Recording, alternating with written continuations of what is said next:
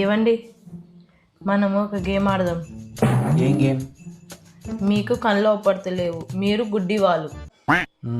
సరే ఆడదాం. అయితే ఈ అద్దాలు పెట్టుకోండి. रुको जरा सबर करो.